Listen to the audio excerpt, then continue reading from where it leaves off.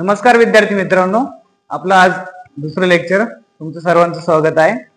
तर बघा, आजचा प्रश्न 10 जानेवारी 2001 ला मंगळवार असेल तर 10 जानेवारी 2013 ला कोणता वार येईल। मागच्या लेक्चर मध्ये आपण बघितलं की कशा प्रकारचे कॅलेंडर आहे किंवा दिनदर्शिका आहे, ती दिनदर्शिका काय असते, कशा प्रकारे आपण जो काही महिना वगैरे असेल, लीप वर्ष असेल, किती दिवसांचं लीप वर्ष असतं किंवा साधं वर्ष असेल, किती वर्षांचं या किती दिवसांचं साधं वर्ष आहे, हे आपण मागील लेक्चर मध्ये बघितलं। तर ठीक आहे, आज बघूयात 10 जानेवारी 2001 ला जर मंगळवार असेल तर 10 जानेवारी 2013 ला कोणता वार असेल किंवा कोणता वार येईल। मागच्या लेक्चर मध्ये जशा प्रकारे आपण उदाहरण सोडवले त्याच प्रकारे आजही आपण सोडूया। ठीक आहे, तर 10 जानेवारी 2013 आधी घेऊयात। 10 जानेवारी 2013 त्यामधून काय करायचं, 2001 हा काय करायचा, मायनस करायचा, तर किती बाकी उरेल, 12, बरोबर की नाही। ठीक आहे, हे झालं। यामध्ये लीप वर्ष किती येतात बरं, किती लीप वर्ष येतात, 2001, 2001 नंतर 2 लीप वर्ष आहे का, नाही, 2003 नाही, 2004, ठीक आहे, प्लस 2004 लीप वर्ष लिहून घेऊया आता आपण इथे, 2004, त्यानंतर 2008, त्यानंतर 2012, बरोबर।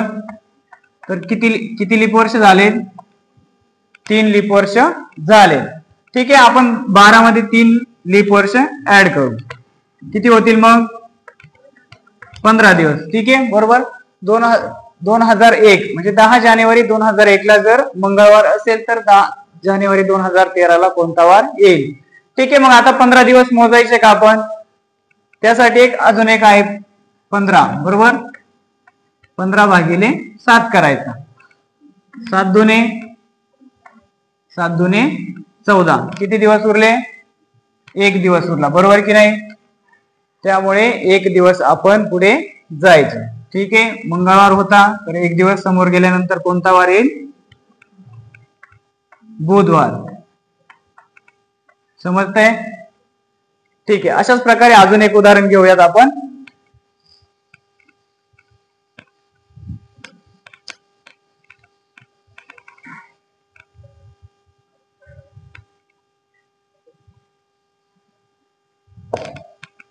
पाच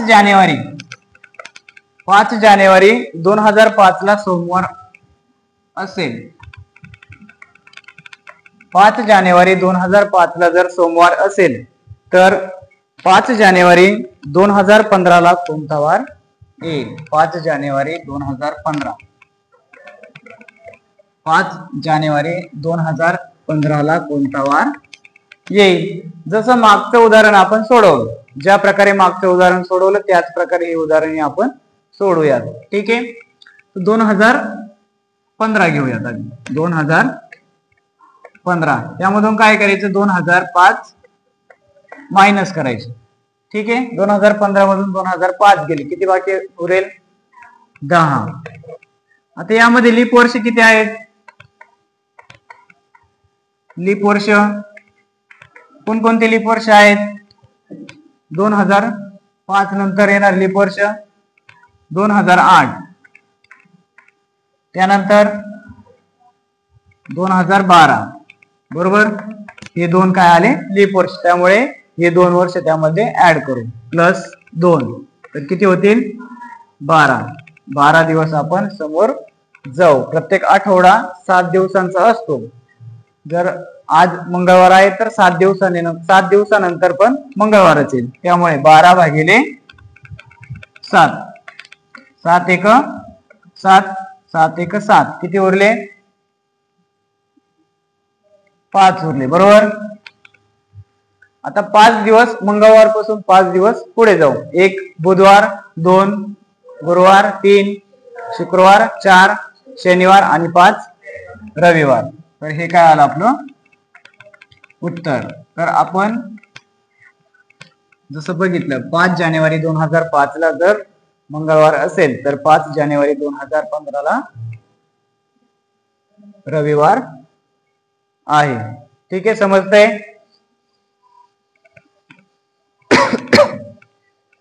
ठीक आहे, नेक्स्ट उदाहरण घेऊया.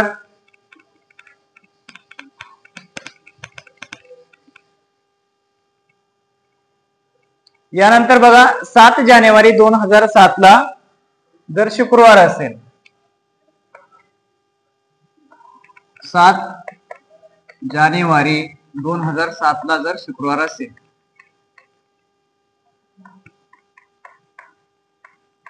7 जानेवारी 2007 ला जर शुक्रवार असेल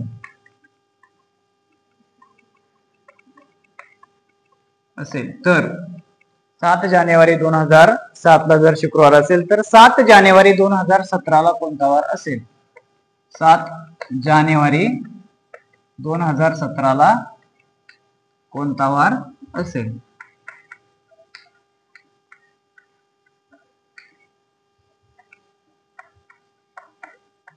ठीक आहे, बघा मागचं उदाहरण बघितलं त्याच उदाहरणासारखं सेम उदाहरण, तेच करायचं, दुसरा काही बदल करायचा नाही. 2017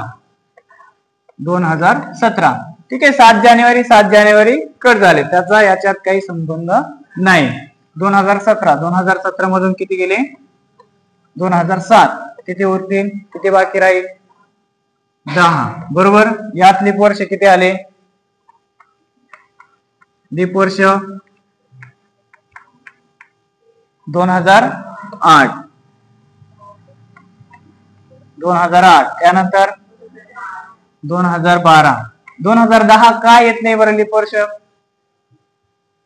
कारण 2010 घेतल्यानंतर 10 ला 4 ने भाग जात नाही, त्यामुळे ते लीप वर्ष नाही. ठीक आहे. 2012 नंतर 2016 हे काय तुमचे 3 लीप वर्ष. ठीक आहे. 10 अधिक 3 किती होईल? 13 दिवस समोर जायचं. 13 भागिले 7. 7 एक 7, 7 दुने 14 होतात, पुढे जातं, त्यामुळे 7 एक 7. किती बाकी उरेल? 6 बाकी उरेल. बरोबर. आता 6 दिवस पुढे जायचं किंवा 1 दिवस पाठीमागे यायचं. 6 दिवस पुढे गेल्यानंतर काय वार येईल? जर शुक्रवार असेल तर कोणता वार येईल? शुक्रवार नंतर शनिवार, रविवार, सोमवार, मंगळवार, बुधवार आणि गुरुवार. हे काय झालं? आपण 6 दिवस पुढे गेलो. 6 दिवस पुढे जाण्याऐवजी जर एकच दिवस आपण पाठीमागे आलो, ठीक आहे, शुक्रवार नंतर 1 दिवस पाठीमागे आले, नंतर कोणता वार येईल? गुरुवारच. ठीक आहे. बघा, आपण हे सोप्या पद्धतीचे उदाहरण होते. आता आपण थोडं कठीण जे प्रश्न आहे, थोडं अवघड जे प्रश्न आहे, ते अवघड प्रश्न बघू.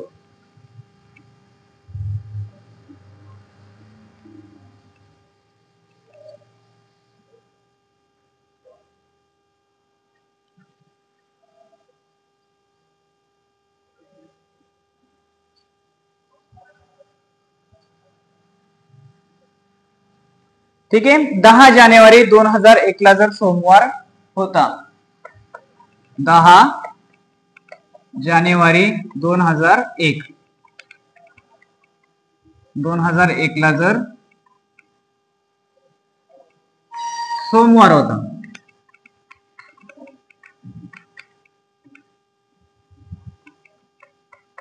10 जानेवारी 2001 ला जर सोमवार होता, तर 15 जानेवारी 2009 ला कोणता वार येईल? 15 जानेवारी 2009 ला कोणता वार येईल?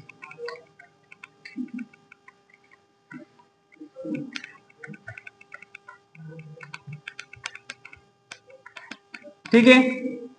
जे उदाहरण होतं, जी तारीख, जो महिना किंवा जो महिना असेल त्याच महिन्याची तारीख दुसऱ्या वर्षी किंवा जो वर्ष आपण घेतलं त्या वर्षी तीच तारीख येत होती. पण या उदाहरणामध्ये काय आहे की जो आपण महिना घेतला 10 जानेवारी 2001 आणि खाली काय आहे 15 जानेवारी 2009. तर काय करायचं?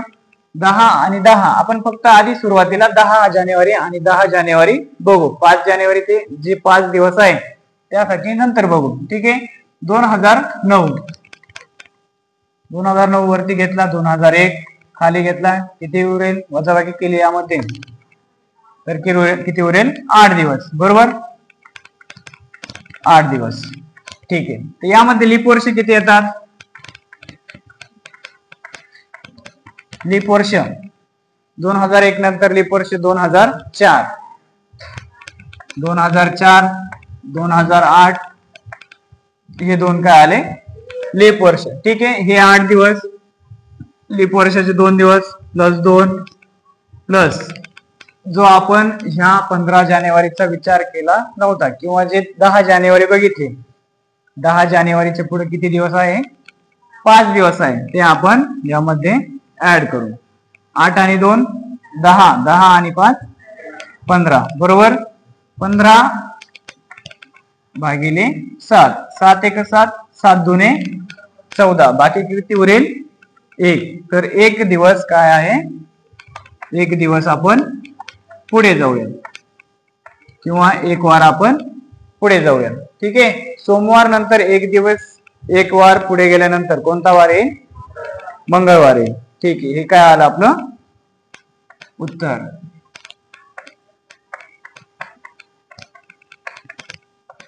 समजतंय.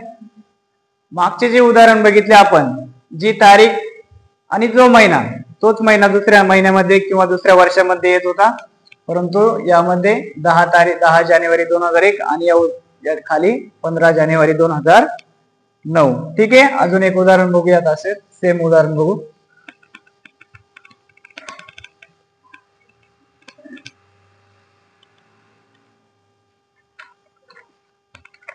सात मार्च 2005 ला जर मंगळवार असेल,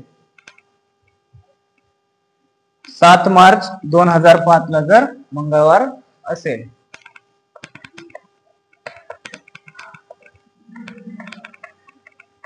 7 मार्च 2005 ला जर मंगळवार होता किंवा मंगळवार असेल, तर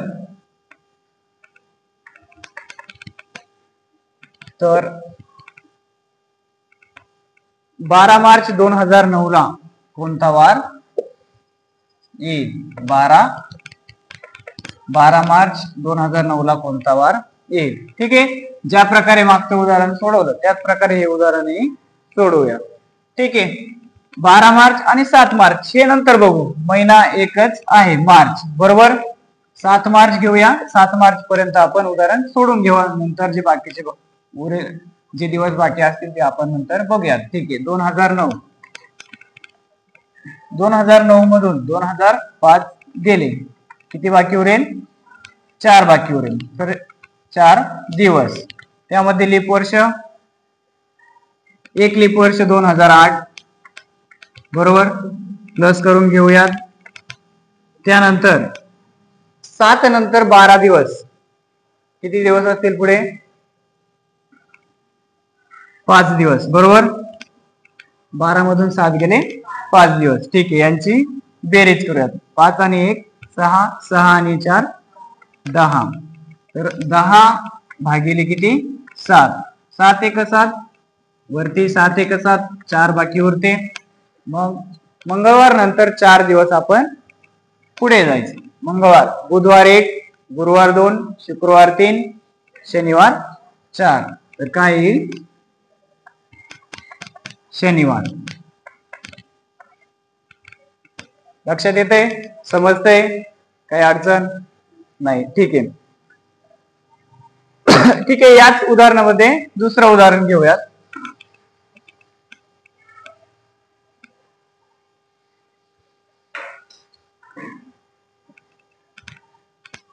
ठीक आहे, दुसरं उदाहरण घेऊयात. 15 एप्रिल 2008 ला जर सोमवार होता किंवा सोमवार असेल, 15 एप्रिल 2008, 15 एप्रिल 2008 ला जर सोमवार होता, 15 एप्रिल 2008 ला जर सोमवार होता, तर 27 एप्रिल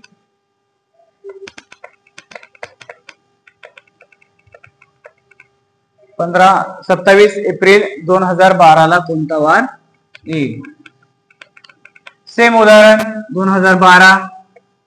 2012 वजा 2008, किती बाकी उरेल 4 बाकी उरेल, बरोबर. 4 बाकी उरल्यानंतर लीप वर्ष किती आहे, लीप वर्ष किती लीप वर्ष आहेत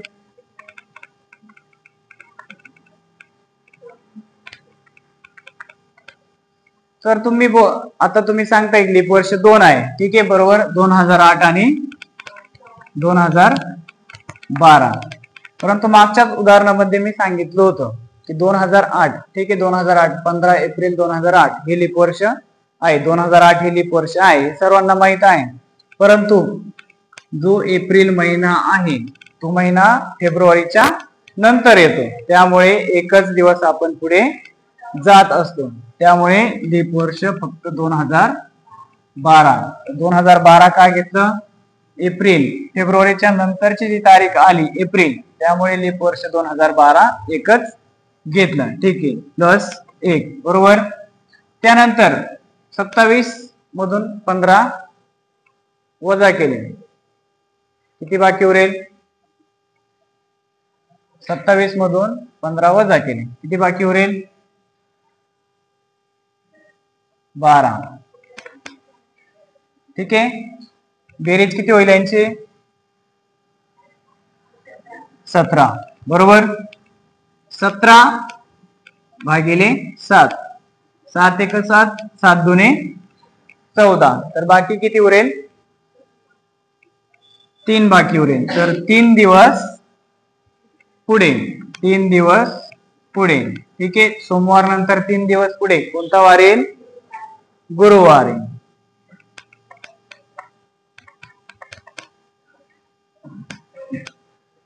समजतंय?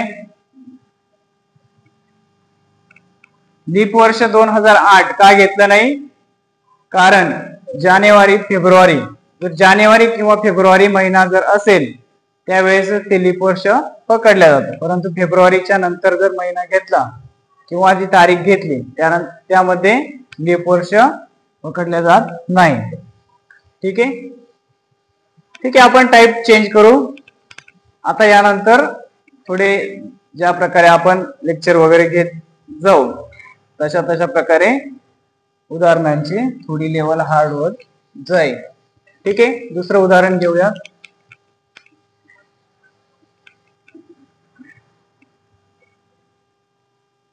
दहा जानेवारी 2001 ला गुरुवार असेल. 10 जानेवारी 2001 ला गुरुवार असेल.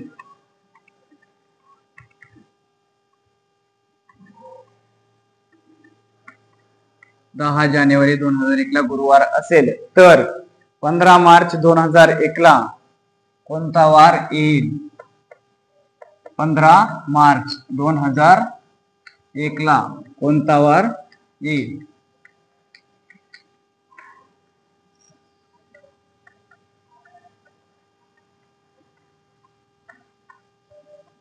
बघा, घाबरून जाण्याचं काही कारण नाही, ज्या प्रकारे आपण मागचं उदाहरण सोडवलं, ठीक आहे. 2001 एकाच वर्षातील म्हणजे 2001 वरती 2001 आणि खाली 2001, जसे की 10 जानेवारी 2001 ला जर गुरुवार असेल तर 15 मार्च 2001 ला कोणता वार येईल? ठीक आहे, कसं काढायचं?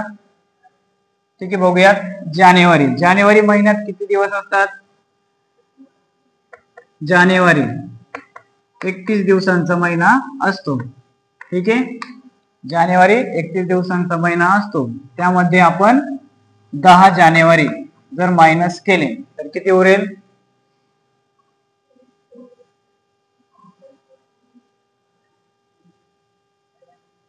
किती उरेल? 21 दिवस, बरोबर. 10 जानेवारी जर मायनस केले तर 21 दिवस. त्यानंतर काय येतो? फेब्रुवारी. लीप वर्ष आहे का? लीप वर्ष आहे का 2001?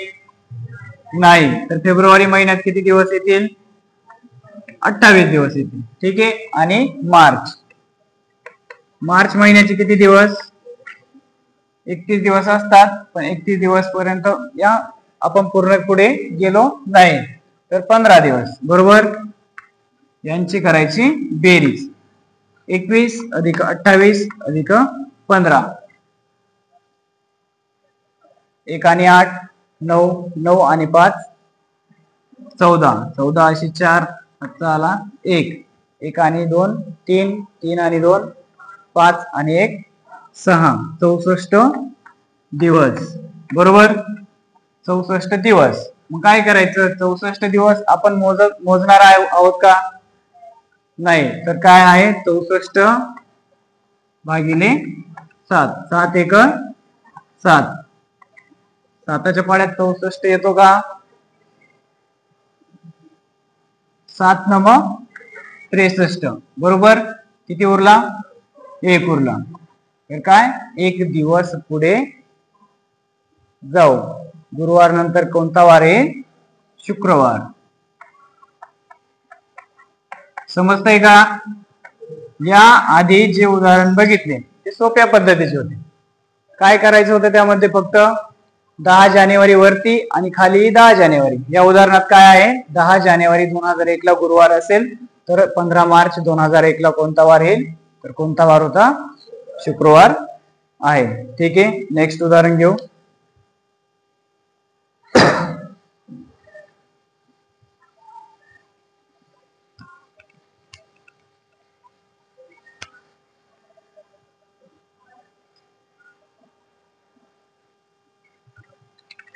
ठीक आहे, या उदाहरणानंतर आपण टाईप चेंज करून घेऊयात.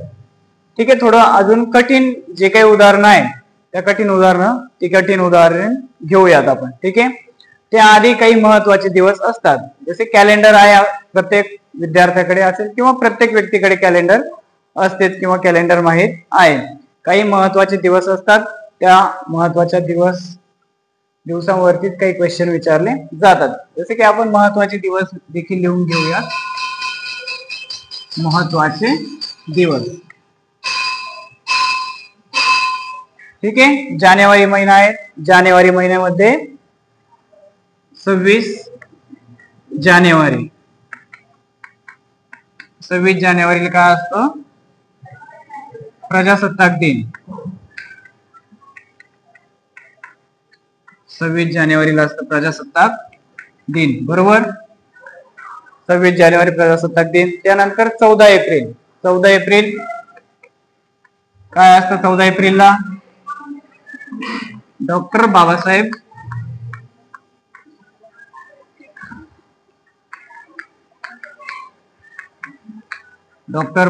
आंबेडकर जयंती.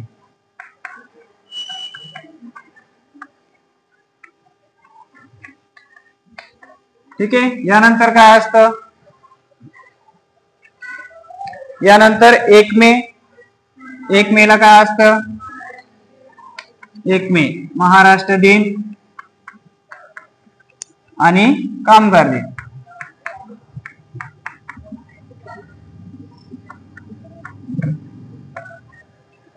बरोबर. त्यानंतर 15 ऑगस्ट. 15 ऑगस्ट. 15 ऑगस्टला काय असतं, स्वातंत्र्य दिन. स्वातंत्र्य दिन. यानंतर 5 सप्टेंबर. 5 सप्टेंबरला काय असतं, 5 सप्टेंबरला शिक्षक दिन असतो. शिक्षक दिन. त्यानंतर 2 ऑक्टोबर. 2 ऑक्टोबरला काय असतं, महात्मा गांधी जयंती.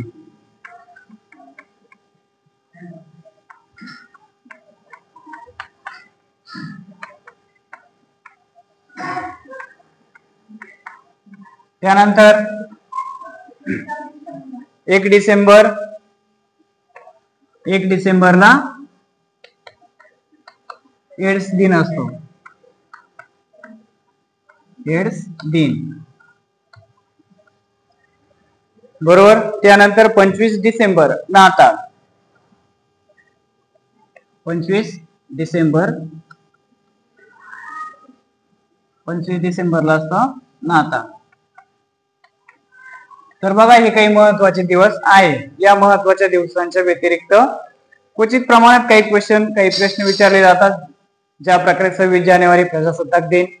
26 जानेवारीलाच प्रजासत्ताक दिन असतो. त्यानंतर 14 एप्रिल डॉक्टर बाबासाहेब आंबेडकर जयंती. 1 मे महाराष्ट्र दिन आणि कामगार दिन. 15 ऑगस्ट स्वातंत्र्य दिन. त्यानंतर 5 सप्टेंबर शिक्षक दिन, 2 ऑक्टोबर महात्मा गांधी जयंती, 1 डिसेंबर एड्स दिन आणि शेवट 25 डिसेंबर नाताळ. या व्यतिरिक्त कुठल्याही प्रकारचे प्रश्न जास्त प्रमाणात विचारले जात नाही. तर हे महत्वाचे दिवस आहे, या दिवसांवरतीच प्रश्न विचारले जातात. ठीक आहे, एक उदाहरण घेऊयात आपण की कशा प्रकारे प्रश्न विचारले जातात.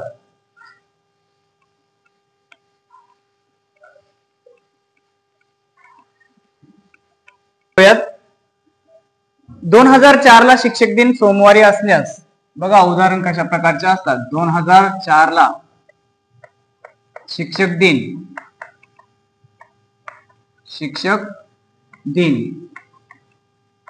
2004 ला शिक्षक दिन सोमवारी असल्यास त्याच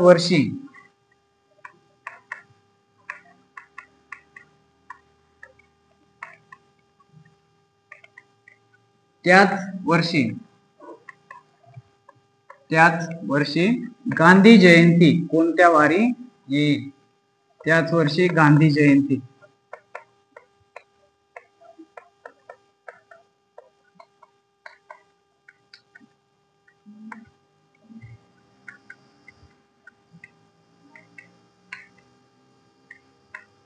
तर बघा 2004 ला शिक्षक दिन जर सोमवारी असेल तर त्याच वारी गांधी जयंती कोणत्या किंवा त्याच वर्षी गांधी जयंती कोणत्या वारी येईल. ठीक आहे, शिक्षक दिन कधी असतो. शिक्षक दिन 5 सप्टेंबरला शिक्षक दिन असतो. शिक्षक दिन 5 सप्टेंबर.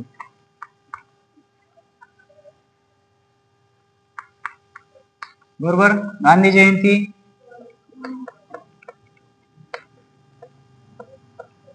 गांधी जयंती 2 ऑक्टोबर. बरोबर. यानंतर काय करायचं आता 2004 5 सप्टेंबर 2004 ला जर शिक्षक दिन असेल तर 2 ऑक्टोबर या दिवशी कोणता वार येईल. सप्टेंबर किती दिवसाचा महिना असतो. सप्टेंबर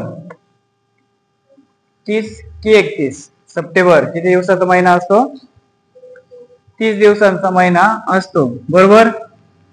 त्यामध्ये हे 5 दिवस मायनस करायचे. ते होऊन गेले. बरोबर. ते होऊन गेले त्यामुळे किती उरेल 25. बरोबर. त्यानंतर गांधी जयंती ऑक्टोबर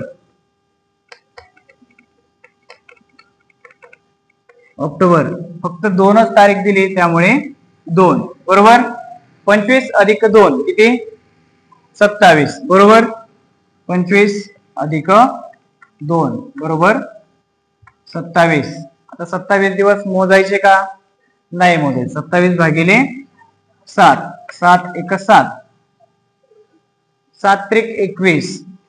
7 त्रिक 21. किती दिवस उरतील 6 दिवस. बरोबर. 6 दिवस पुढे जाणे किंवा 1 दिवस पाठीमागे येणे. ठीक आहे. 6 दिवस पुढे गेल्यानंतर सोमवार जर असेल 6 दिवस पुढे गेल्यानंतर कोणता वार येईल रविवार. हे काय आलं आपलं उत्तर. समजतंय. मागचे जे उदाहरण होते ते सोप्या प्रकारातले होते. आता यानंतर जे उदाहरण आपण घेऊ ते थोडे त्यांची लेवल कठीण प्रकारचे होईल.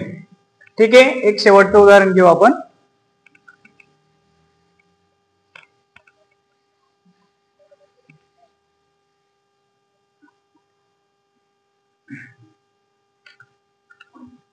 2005 चा स्वातंत्र्य दिन सोमवारी असल्यास 2005 चा स्वातंत्र्य दिन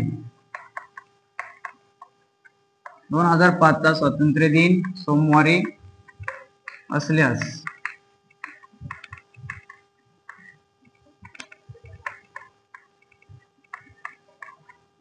2005 चा स्वातंत्र्य दिन सोमवारी असल्यास त्याच वर्षी शिक्षक दिन कोणत्या वारी येईल.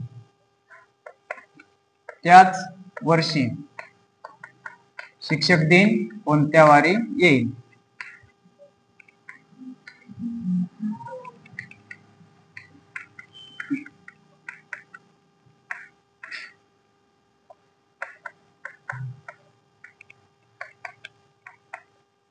बघा मागचं जशा प्रकारे उदाहरण सोडवलं त्याच प्रकारे हे उदाहरण विचारलेलं आहे. 2005चा स्वातंत्र्य दिन सोमवारी असल्यास 2005चा स्वातंत्र्य दिन बरोबर. स्वातंत्र्य दिन 15 ऑगस्ट. 15 ऑगस्ट हा काय आहे स्वातंत्र्य दिन बरोबर. स्वातंत्र्य दिन 15 ऑगस्ट. यानंतर त्याच वर्षी शिक्षक दिन. शिक्षक दिन 5 सप्टेंबर.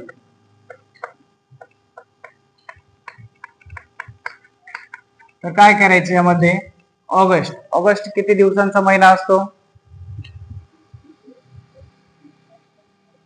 ऑगस्ट किती दिवसांचा महिना असतो. 31 दिवसांचा महिना असतो बरोबर. 31 वजा 15 किती होतील 16 बरोबर. त्यानंतर हे 5 सप्टेंबरचे 5 दिवस बरोबर प्लस 16 अधिक 5 21 दिवस पुढे 21 दिवस पुढे जायचे बरोबर. तर 21 दिवस मोजण्यापेक्षा 21 भागिले 7 7 एक 7 7 त्रिक 21 शिल्लक बाकी आहे का काही नाही. जर 7 त्रिक 21 पूर्ण भाग गेला त्यामुळे सोमवारी जर स्वातंत्र्य दिन असेल तर त्याच वर्षी शिक्षक दिन देखील त्याच वारी येईल सोमवार.